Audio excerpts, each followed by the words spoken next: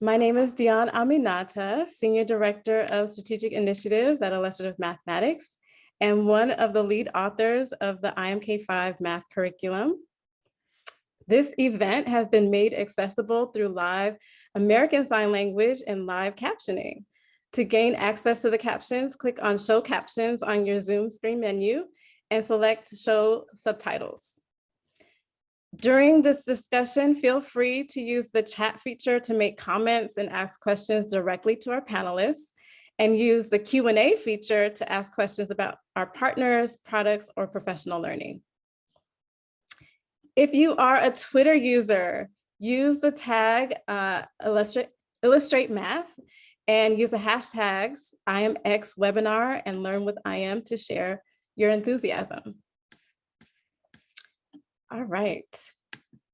And if any of you joining us have read our newly released IM Experience case studies, you may already be familiar with some of our guest panelists today. If not, you can go ahead and download our case study and read it after the webinar. Each one of them is joining us from the great state of Colorado. They are brilliant and dedicated educators representing Greeley-Evans School District number 6 in Greeley, Colorado. I got a chance to go and visit Greeley, and let me tell you, y'all are in for a treat. They are here to share with you how they have shifted their practice to focus on listening to student thinking and building their knowledge about the coherence in the progression of mathematical learning. They'll describe how this shift supported the development of responsive classroom environments where students' cultural backgrounds are affirmed, contributions are valued, and positive mathematical identities are developed. What makes Greeley-Evans School District 6 special to us at IM is that they have adopted our problem-based curriculum and implemented it in a way that exemplifies the IM classroom. The IM classroom is made up of 4 pillars: implementing our IM certified curriculum with integrity; 2, supporting implementation with IM certified professional learning; 3, implementation support at the school and district levels; and 4, family and community engagement. Before exploring curriculum options, the Greeley-Evans School District Adoption Committee developed a philosophy statement on math instruction that they found aligned well with IM's beliefs about teaching and learning. IM's beliefs start with teachers being curious about trusting student thinking to drive learning, and ends with students knowing, using, and enjoying mathematics. To start our discussion today, we'll now hear from the CEO and co-founder of Illustrative Mathematics, Bill McCallum. Unfortunately, he could not be here live today, but he's recorded this message for us. Hello, everybody. I'd like to welcome you to the 3rd webinar in the IM Experience series on leveraging coherence to build responsive classrooms. Coherence has always been very important in the way we think about curriculum. In fact, the coherence of the standards was foundational for us to be able to write a curriculum that tells a story about the mathematics. When mathematics is a story where one thing follows another in a coherent way, where it makes sense as a story that has meaning, rather than being a series of disconnected concepts and procedures, then you can listen to students and hear their thinking. Students are working together, and everybody can feel like they're part of the story. Coherence really supports responsive classrooms. There are a number of ways in which we built coherence into IM K-12 math. First, we have an overarching design structure at the lesson, unit, and course levels, which starts with an invitation to the mathematics, proceeds to deep study of concepts and procedures, and concludes with consolidating and applying the mathematics. We also put a lot of thought into the progression of representations, making sure that each representation had a mathematical purpose, that we didn't clutter the materials up with too many representations, and that they proceed in a progression from concrete to abstract. Finally, the teacher-facing materials are designed to support teachers with unit, section, and lesson overviews that again tell the story of mathematics. And we provide teachers with questions for assessing where students are and advancing their thinking. These help teachers create a classroom where all student contributions are affirmed and valued. So sorry I couldn't be here. I think you will learn from the wonderful panelists we have today. Welcome all. Thank you, Bill. And just wanted to share with you before we dig into our panelists, the coherent design structure of the IM K-12 math curriculum that Bill was referring to.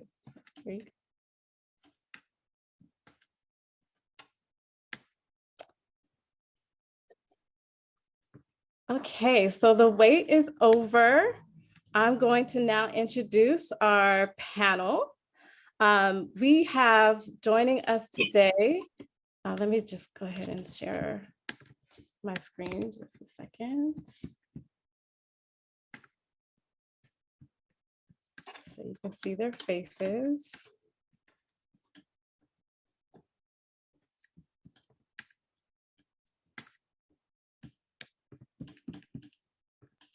Okay. So we have joining us today, Tammy Hermantz. She's the elementary curriculum coordinator supporting elementary core content in 17 elementary and K-8 schools in Greeley-Evans School District 6. She facilitated back-to-back core curriculum adoptions and led the implementation of Imagine Learning, Illustrative Mathematics, and Imagine Learning EL Education district-wide. Welcome, Tammy. Chelsea Magallanes has finished her 8th year as a classroom teacher at Scott Elementary, where she led the way in blended learning, IM and EL implementation. She strongly believes in building classroom culture that fosters diversity and error culture. She believes all students can learn. Welcome, Chelsea.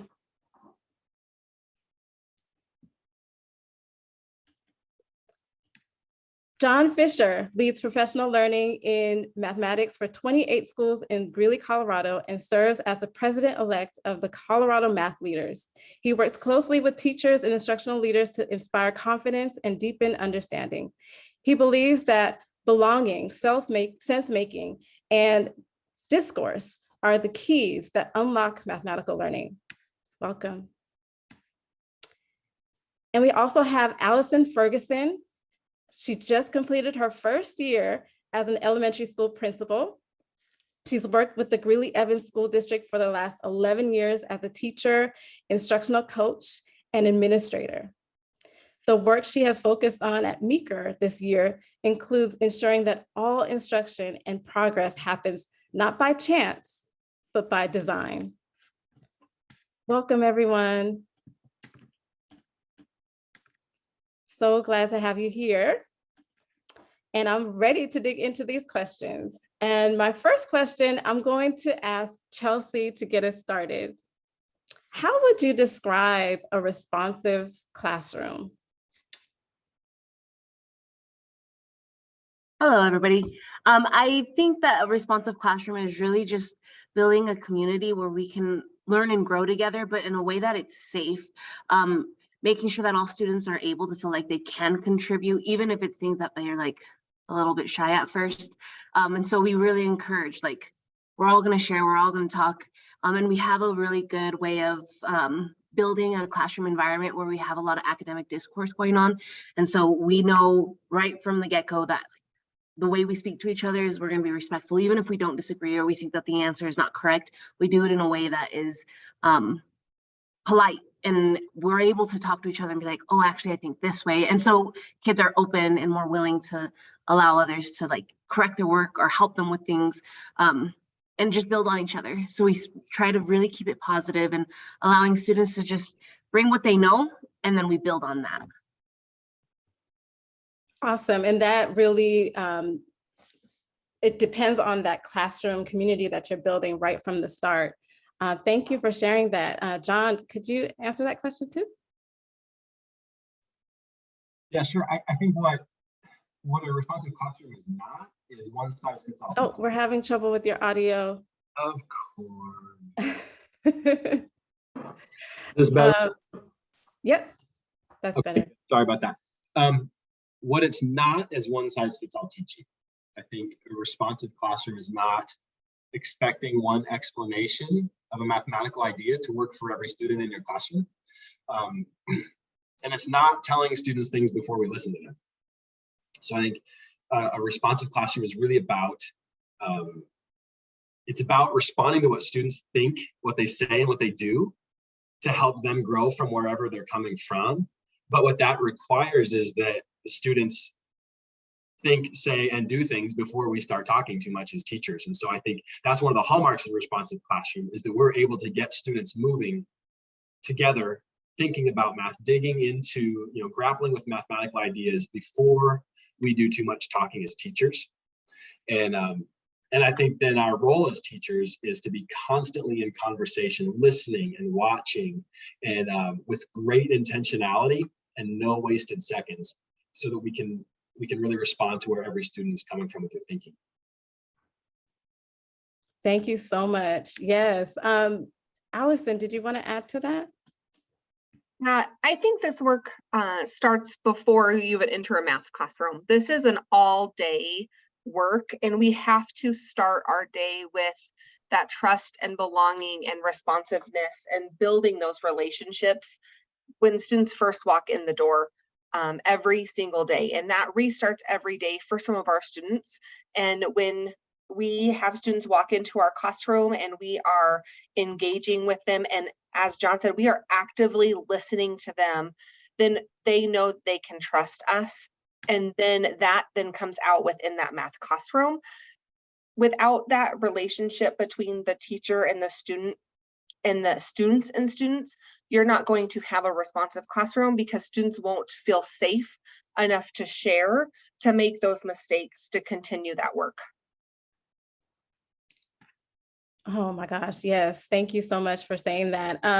I know that there's a question in the chat, and Chelsea was able to respond to Tracy's question, but I just wanted to lift that here if we can. Chelsea, what do you do to create that positive environment, and how do you model that with students? So I start my year with a lot of community building activities. We do a lot of STEM projects. We do things where they have to work together and think things through together right from the beginning of the year, and they learn how to talk with each other. I also like to, we'll be doing math and I'll intentionally make a mistake, and I explicitly teach how I want them to go about talking about the mistake without it being rude or sounding like they know everything. So I very explicitly teach what I expect and want from my kids. I also have an academic discourse anchor chart that we refer to throughout the year, and they get really good at using those sentence starters on their own and start kind of working their way up and building their own kind of language of how they want to disagree or agree and build on each other. So we start off early. Thank you for elaborating on that. I'm going to take us to our next question, unless you all have more that you want to add to that. And the next question is, what role does coherence play in developing a responsive classroom, and how have you supported this work? And I want to get us started with this question with Tammy. Great, thank you. So coherence for me is really, as Bill talked about in the beginning, that mapping the standards out and being able to see connections.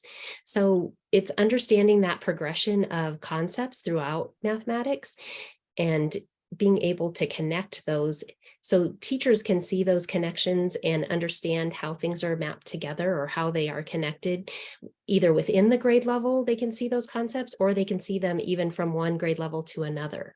So it's really important for our teachers to be able to see that. And that's what I love about the structure of IM, is that it helps teachers to see that, because we see that structure happening at the unit level, and even bigger than that across the course level, then at the unit level, and even down to the lesson level. So it's really helpful to our teachers to be able to depend on that structure, and then to be able to see that coherence of the mathematical ideas as we dig into that. And we have been able to support, that's part of what I love doing, is supporting teachers with professional development, being able to support our building leaders with professional development, and understanding how those things are connected so that then they can help to support that in the classroom. Beautiful. Thank you. Allison, would you like to add to that?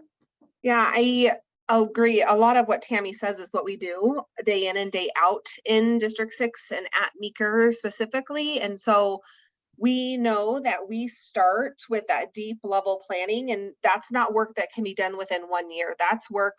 We know the standards. We are going into year 3 of having IM, and we're just now getting really good at some of the deeper level planning.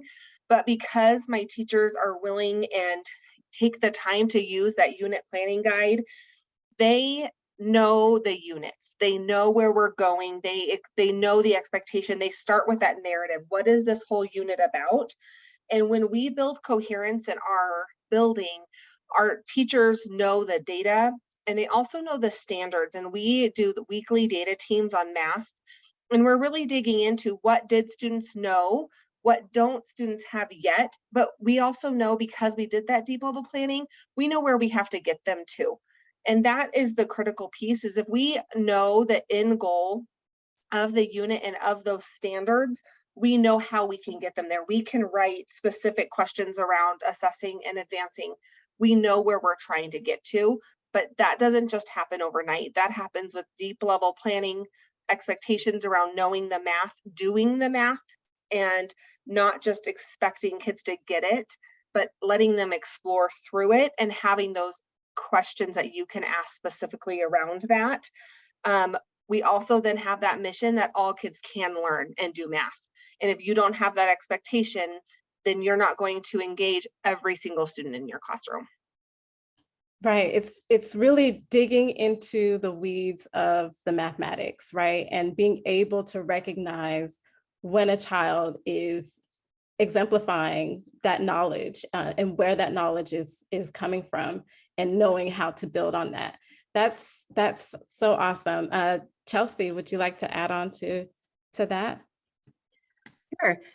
Something else that we do as well with the deep level planning, like I agree that that's all good things. And I'm really grateful that that's kind of what we've really focused on this year, is learning how to do that deep level planning. But we also will grab like a student workbook and we'll start working through the questions and thinking about some things that they might make mistakes on, or some different ways of answering, because the more that you start releasing control and like being the one that's constantly talking, you allow students to open up their ideas and ways of how to solve it. And a lot of times they come up with ways that you're like, I would have never even thought about solving it like this.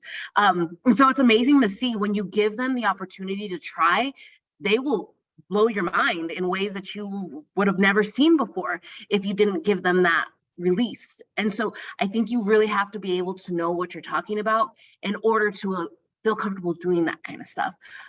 So really digging in and knowing what the lesson's about, knowing where you're going, what to expect from it, and just, you know, the end result of what you want to get to before you teach the lesson, and really being prepared.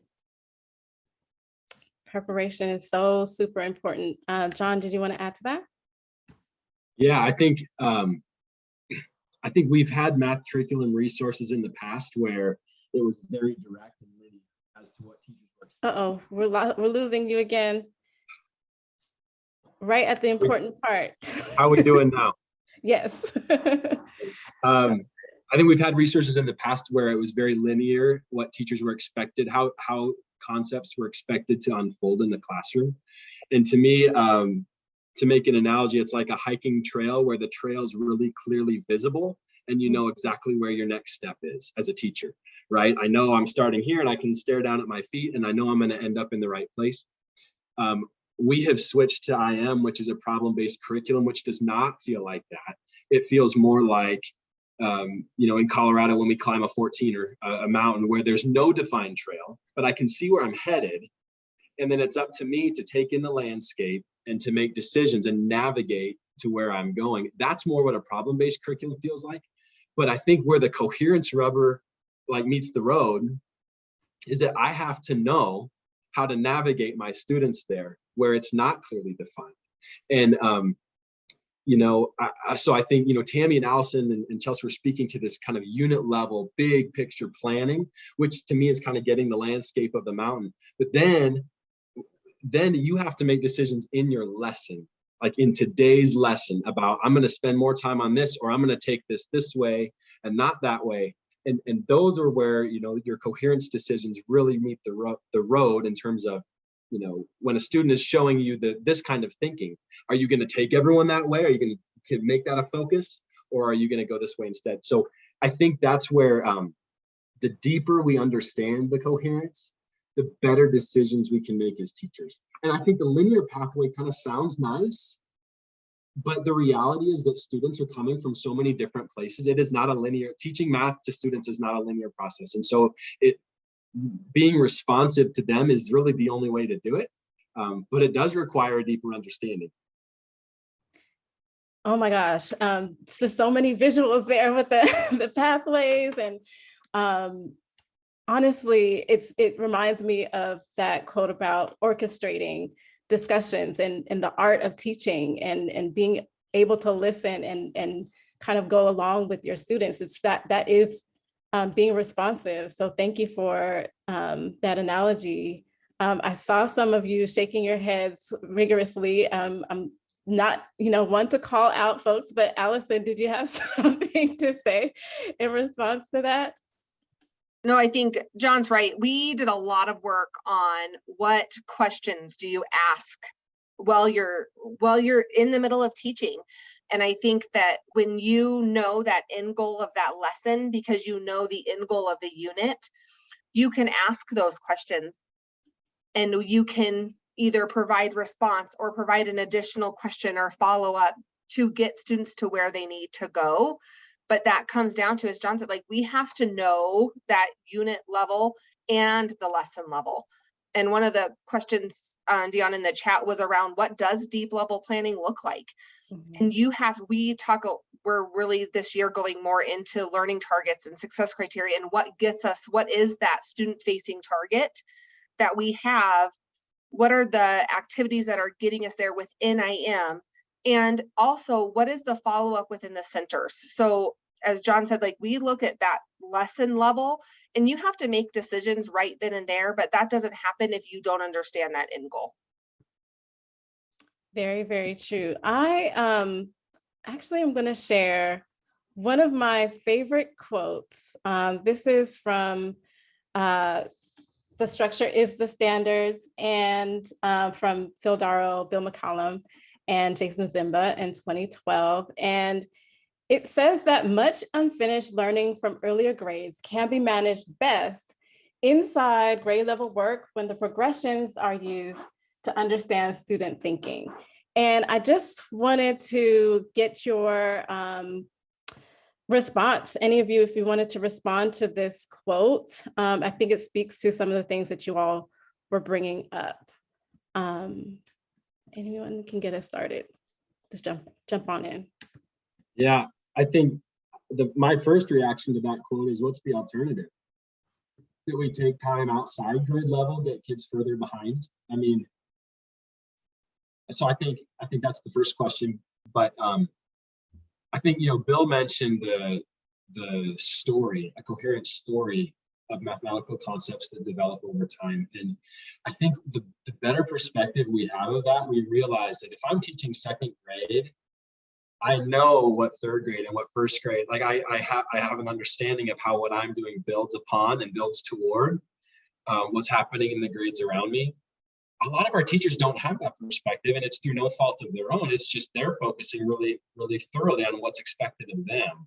So I think it's up to us as leaders to help provide opportunities for them to dig into that broader perspective, so they can see, because I think when we really have a clear picture of that, it's easier for us as teachers then in the moment to make connections to below grade level concepts and tie them seamlessly into what we're doing today in this grade level. So true. Allison, go ahead and. No, I agree with John, but I also, students, it's a human right to be able to read and do math, and we can't allow unfinished learning to set them apart as they move on, because as soon as they miss work in kinder and they're missing standards, then they're behind in first grade. And then when they're behind in first grade with kinder and first grade standards, they become even further behind in second grade. So we have to do something, and sitting back and hoping that it works isn't going to work for our students who have that unfinished learning. And so it goes back to that deeper level planning and understanding that K-5 sequence. And that's a lot of work, and it's hard work, but our students deserve that we are going to put that work in, because it's not fair to them if we choose not to do that and hope that things just happen. And to build on what Allison was saying, sometimes people think the answer to unfinished learning is to go back. So if they're a third grader and they have unfinished learning, then let's take them back to second grade, or let's take them back to first grade. But really what we want to do is to just reach back and grab those prerequisite skills that they need. And we just want to do a quick grab, and we want to bring them back up to grade level. Because if we continue to go back, we're never going to catch students up. We can't get that time back. We have to go back, grab those skills, and help them to learn those skills at grade level so that they can keep going and keep going forward, because we want them to get to that finish line at the end, not to end behind. I love that. It's all about the opportunities that we offer to our students, right? And you know, I have to say, students don't come in telling or knowing what they're supposed to learn. And so it's our job to give it to them and make sure that they're not, quote unquote, behind. All right, I'm going to bring us to our next question, which is, actually, I'm going to hold this here for a minute. I want us to think about this idea of trust and how that plays into, you know, just this idea of being responsive and having a responsive classroom. Zaretta Hammond wrote in her book, Culturally Responsive Teaching in the Brain, that the most powerful way to build rapport is by practicing what Reggio Emilia practitioners call a pedagogy of listening. She says listening communicates a sense of respect for and interest in the students' contributions. She also speaks of other ways to build trust, and she calls them trust generators. And this is from her book on page 79, for those of you who want to know. And I want to hone in on this trust generator called competence. And I want to know how it resonates with what you all have seen in your work, or just related to the topic of coherence in general. And the definition that she provides is, people tend to trust others who demonstrate they have the skill and the knowledge, as well as the will to help and support them. This plants the seed of confidence in others. And what it looks like is students trust the teacher when the teacher demonstrates the ability to teach effectively or make learning less confusing, more exciting, and more successful. So just wanted to see if you all could respond to that.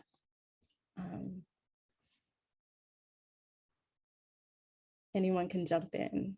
Allison. Yeah, we actually did a book study from Zaretta Hammond last year on culturally responsive teaching in the brain, and we were at a point in our world at Meeker where we knew we had to do better. My radio was going off 4 to 5 times an hour. And we had 450 students about at that time, and we weren't doing anything but being reactive instead of being proactive. And when I think about the difference now from a year and a half to 2 years ago, is we were not actively learning in the math classroom 2 years ago. We were really being passive, and our kids were being passive all day. We had a direct instruction reading program where they were being given, and math was used to just being given, and teachers were used to standing at the board. And when students get bored and teachers don't have that immediate engagement with students and students aren't doing the work, they start to see behaviors happen. And then behaviors continue to happen because now they missed math for 2 or 3 weeks in a row because they've been misbehaving during math class. And the learning then becomes confusing and teachers don't know where to go with students who have missed that work. Now we're at the point where we've done some of this work with Zaretta Hammond and we've done the book study. Teachers know how to build a responsive classroom. We've worked specifically on that and we've now connected it to that planning. And so teachers know what they're doing. They have an idea of where to go depending on the misconceptions that come up, and students are doing the math. So we went from 700 plus radio calls a year to this last year, we maybe had 150. We didn't track, but there was multiple days in a row my radio would never go off. And teachers are responding to students. And as John talked about earlier, they're listening to them. What do they know about the math? Because students are actually doing the math. And if we can do the deep planning and understand where we're going, then we can allow the students to start doing the work because we don't have to lead them. We are guiding them with specific questions, but that is that I know what I'm doing as a teacher. So now I can trust my students to do what they're doing. And the math class runs much smoother. Allison, when I hear you talk about that, I think about that quote that culture eats strategy for breakfast, right? And when you create a culture in a classroom where students are empowered to dig into math on their own, I think, gosh, I mean, that becomes really powerful and a powerful driving force for learning. And, you know, this quote about trust, you know, being a part of that, I think when we listen to students, we communicate to them that they have something valuable to say, even if they don't feel like they do. And, you know, we position them as people who are capable of thinking and learning and wrestling with difficult, complicated ideas. And that becomes internalized. Students internalize that. They take that in and it becomes a part of who they are. And so I think just unleashing that power in students is a huge step forward, as opposed to like what you talked about, Allison, like a passive learning. Like, here's how math class works. I come in and I sit down and they tell me what to do. But that's a whole different ballgame when I come in and I dig in and I figure things out and I wrestle with complicated things. And the coherence part of that, right, is if I trust that as a student, that if I don't have the answers, right, and I get stuck, that my teacher can help make things make sense. Not give it to me, but help me navigate that territory and make things make sense. Gosh, I feel like, how much more safe do I feel as a student to mess up or to not be perfect? And I can stick my neck out a little bit, knowing that I got a safe place to fall because my teacher's got me. But that takes some technical expertise, again, like of you know, how do I help a student who's showing this but not that? Wow, so And that is powerful one when of you the know your tricky teacher's things got you.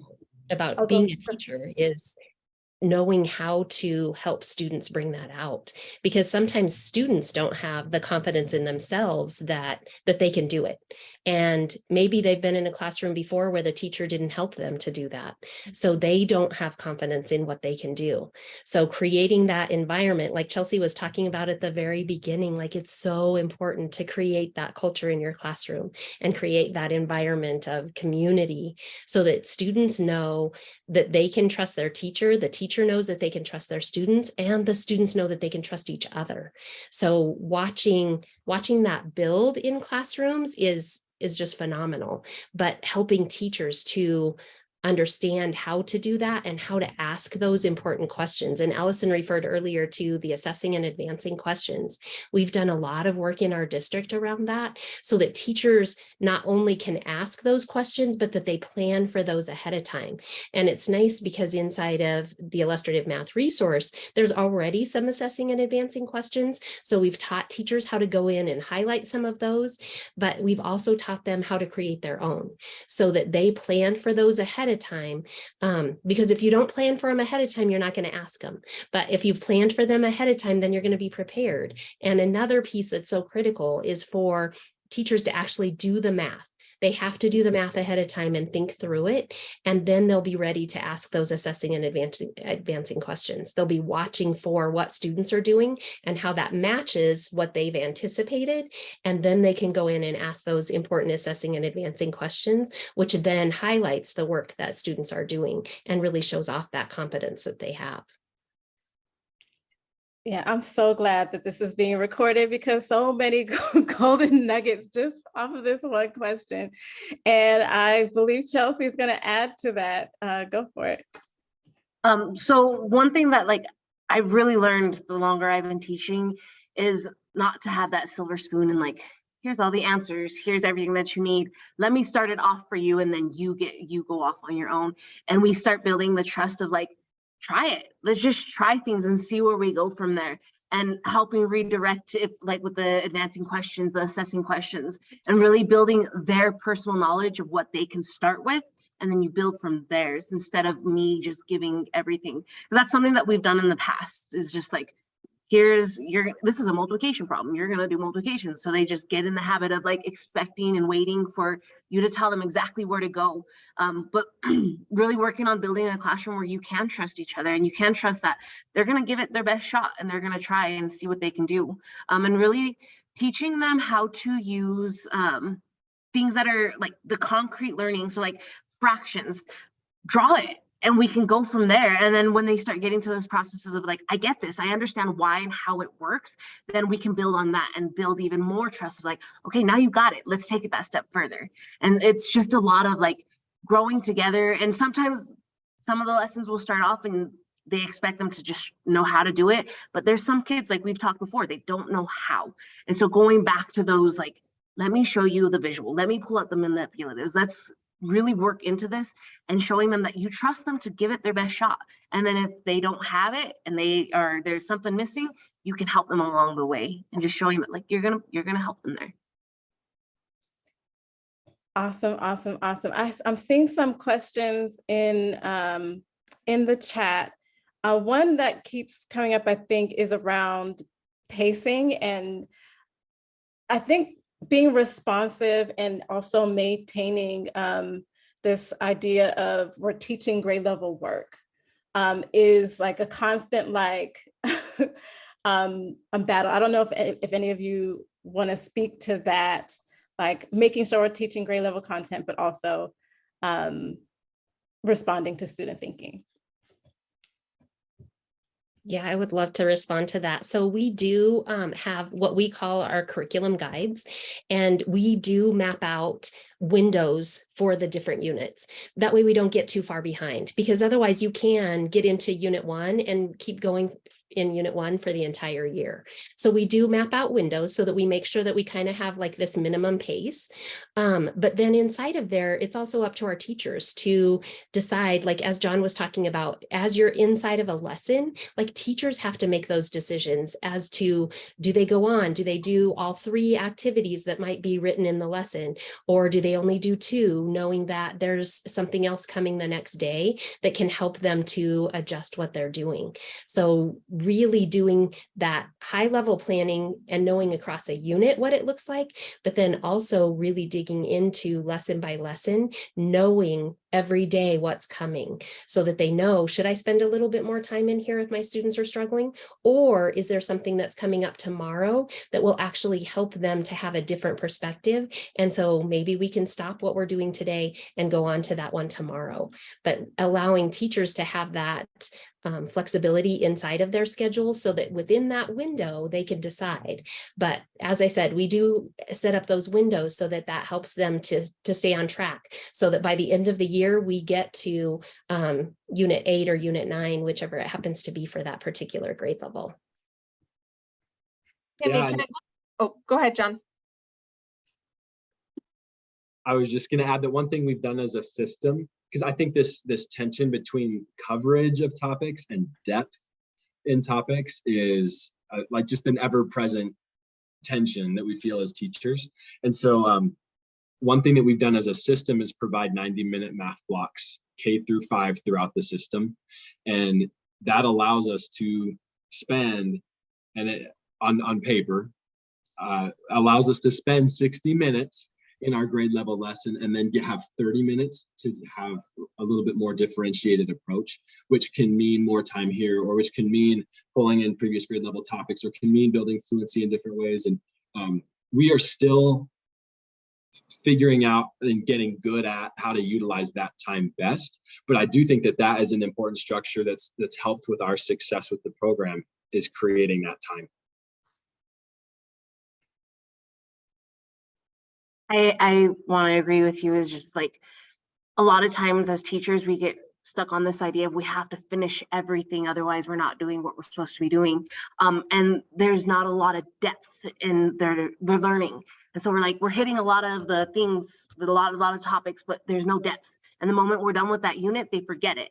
And so what we've really started focus on is like Tammy said, is you have to know what you're going to teach. That way you can decide, this third lesson is good, but if I run out of time, or this third part is fine, but if I run out of time, it's okay that I don't do it. Because the rotations are so important. And that's where a lot of when we've talked about the missed learning, a lot of that stuff can come in there. And you can pull centers from other grade levels if needed and help supplement and support. You can get extra teacher rotations with some of the students that need that time. But it's just we get stuck on this idea of you have to hit every single thing in that curriculum guide, and that's not necessarily true. You got to pick what your students need and have that high leverage of what do they need in order to learn and grow and have a depth of knowledge instead of just a surface level knowledge. Whew, you all are singing my songs today.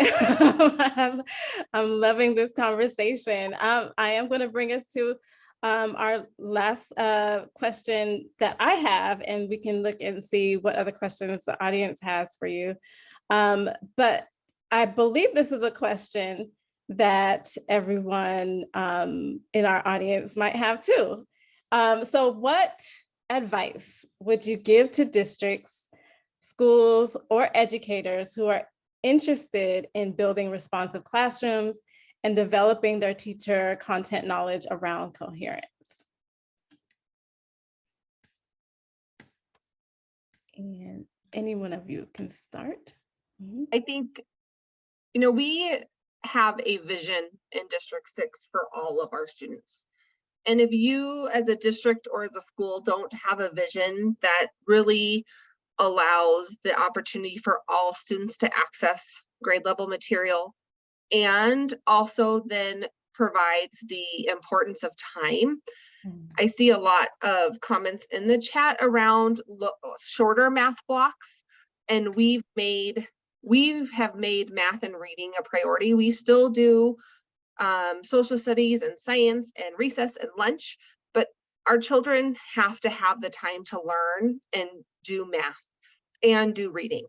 And we've really made a conscious effort of that. And so we have that guaranteed math block. But if we're not all on the same page on the journey on what is our vision, where are our arrows going, where's our target, then it's going to be really hard to implement I Am Well. And I think because if you don't feel that all kids can do the math, then you're going to start to add things in where you're doing the math for them. And then it's going to feel like, well, I have all of this stuff for I Am, but I don't have the time to do it, but I've added all this other stuff in.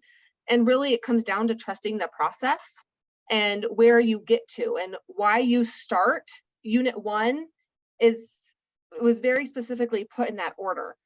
And that was one of the things I took away when we first started I Am and we had our first training, was there really is a narrative on why the lessons and why the units go from unit 1 to unit 2 to unit 3. I am not going to pull unit 3 and put it first just because I think that's where it belongs. There's purpose behind it, but it's understanding that purpose, and that takes time.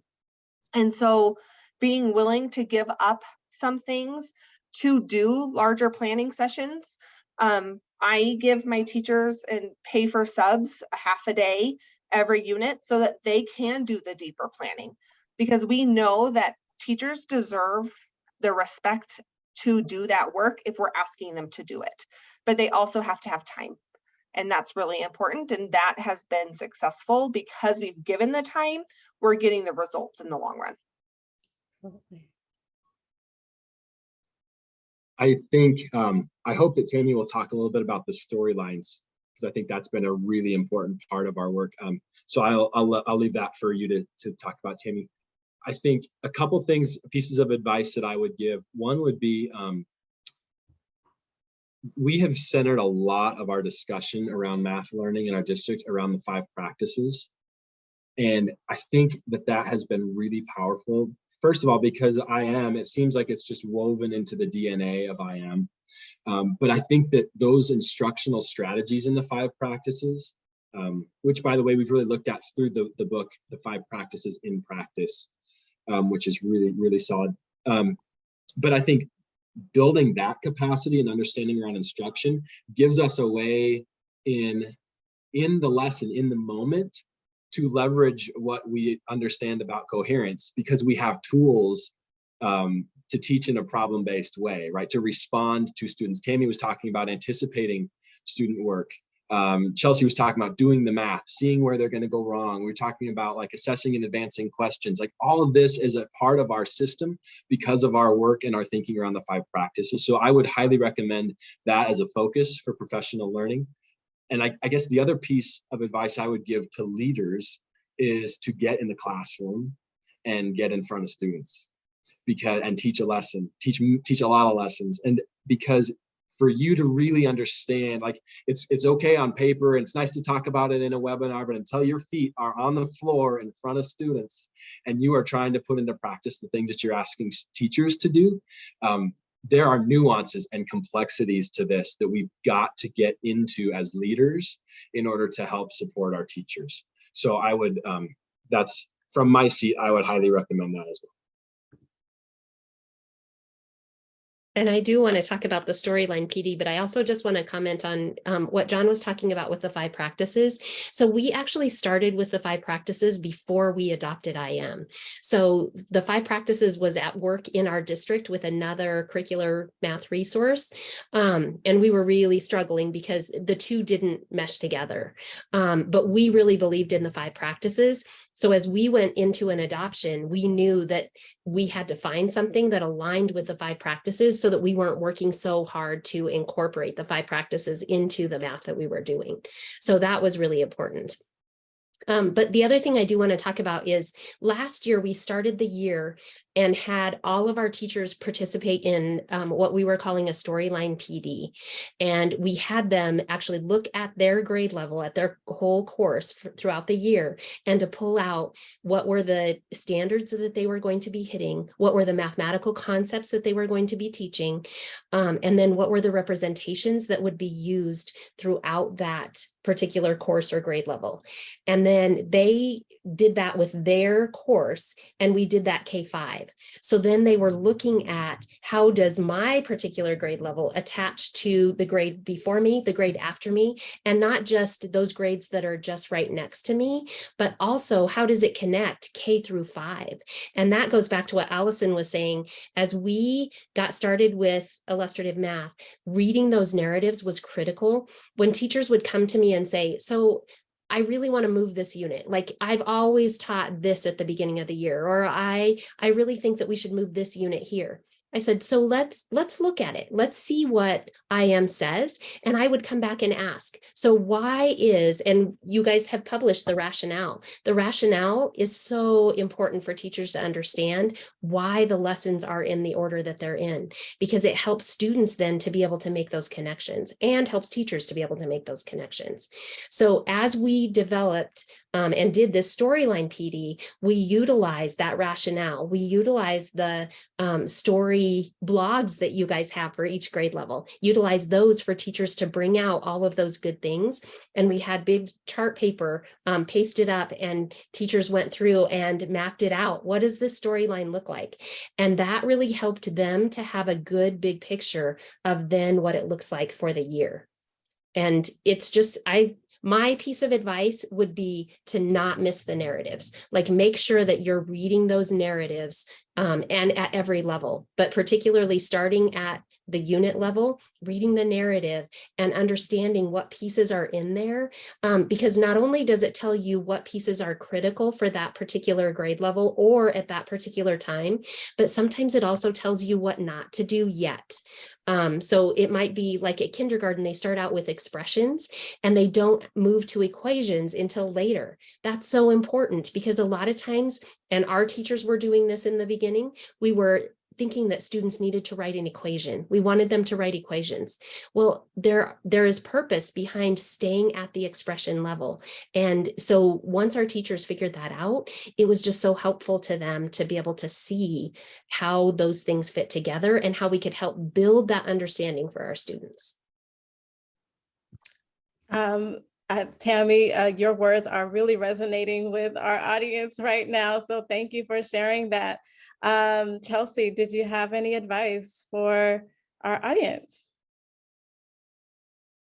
I think just really like digging in and having an open mind of like, yes, I have this certain amount of time, but like we said before, just knowing exactly what you're going for and the standards that you need to hit in order to just, focus on what needs to be focused on. Otherwise you get caught up in like, I have to make sure I say every single line that's in this book. And we can't, it's never going to happen, especially if you only have the 60-minute blocks. And then if possible, like the rotations are a game changer. Doing the centers, doing those things, having the time to, have a digital content if you have it, if not, like having an extra teacher group, it has worked wonders for the class and the class community. It builds as well. So having that small group time is vital. And just, take a deep breath. Don't stress yourself out over it.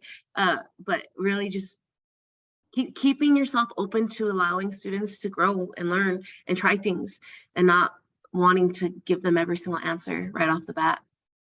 That is so, so important. Thank you so much, Chelsea. I want to ask if you or any of you can speak to how a responsive classroom might specifically support students who are multilingual in their mathematical journey. I know you all talked about implementing the EL program. So if you can speak to how a responsive classroom might support them mathematically as well. Definitely. Thanks, Dion. We have a lot of multilingual learners in our district, and so this is something that is always top of mind for us. I think the hallmark of a responsive classroom is that we listen to students, and I think oftentimes barriers that students experience that are based in linguistics and in vocabulary are not things that are always at the forefront of our mind as teachers. Sometimes there are very simple miscommunications that where we miss as teachers because I hadn't thought that word has two meanings and that could be confusing to you, right? And so I think one thing we love about IM is that just about every problem is in a context. There's a story, and that's really powerful because then gives students inroads to make connections and to make sense of things. But where it can be problematic is if I don't understand the story. If there's a part of that story in that context that I'm not seeing, then it's not even about wrestling with the math. It's just I don't even know what the story is about here. I don't know what a tank is or what a bakery is or whatever. So I think this idea that we listen to students and ask them questions before we start jumping in and trying to solve things for them is so important, because sometimes the barrier for them is just so simple to iron out if we listen. And just building on that too, the mathematical language routines that IM has incorporated, those are phenomenal. It's just so helpful to have strategies such as 3 reads and a variety of other ones that the collect and display, like all of that helps to build understanding for our second language learners. So they're just critical. I think something too that I do in my classroom is like when we are doing those story problems and there's one that I always think about is the relay race question that's in a 5th grade question. And there's so many of my students that are like, what is this? What is happening? And so we have the conversation and I show them clips of what it really is, or like if there's stories in there and there's things, words or objects that they don't know, we look it up together. And it doesn't take long. We do minute, 2 minutes tops of like showing it to them. A lot of times with language learners, they just need to see it and they're like, oh, I do know what that is. Now I can start understanding what it is that I need to try to do. And then also like the 3 reads, and something that I do all the time is they think first. When I have them think, they write it down. I'm an advocate of like, you got to write it so I know that you're actually thinking about this, not thinking about lunch. And then they turn and talk to each other first, and then we share out. So they have multiple opportunities to talk about it, think about it, and write things down before they ever have to worry about trying to do it as a whole classroom. So great. So thank you so much for sharing all of those useful strategies. And, you know, what I'm hearing is it just boils down to listening to your students. And in any case, no matter who they are, what they're bringing to the classroom, everyone has a way of contributing, and we just need to take some time to listen. That launch into any of our tasks in IM, teachers have, you know, all of the leisure to add in what they feel that their students need. And, you know, as long as it doesn't, you know, take away from the thinking that the students need to do in that math problem. And, you know, yeah, so really understanding who's in front of you is super important. So thank you so much for sharing that, Chelsea. I'm going to go ahead and take us to our final part of this webinar and share my screen. Hope this works. I just want to send a heartfelt thank you to our panelists. I can see and hear the passion that you have for this work, and we cannot thank you enough for taking the time to share your experiences with us today. And a huge thank you to you, all of our participants. Thank you for attending and trusting us to deliver this content to you. And if you follow our series, you already know that I'm going to quote one of my very favorite poets, Dr. Maya Angelou, may she rest in peace. Love recognizes no barriers. It jumps hurdles, leaps fences, penetrates walls to arrive at its destination, full of hope. Those of us in the profession know that teaching is an offering of love. As educators, we keep learning, honing our skills, and searching for all of the different ways we can make a difference for each and every student. And I want to thank you all on the panel and in the audience for jumping those hurdles, leaping those fences, and breaking down those barriers to love on your students. Thank you for your offering of hope and your commitment to creating a world where all learners know, use, and enjoy mathematics. And this is the 3rd webinar in a series of webinars, our IM Experience Presents series.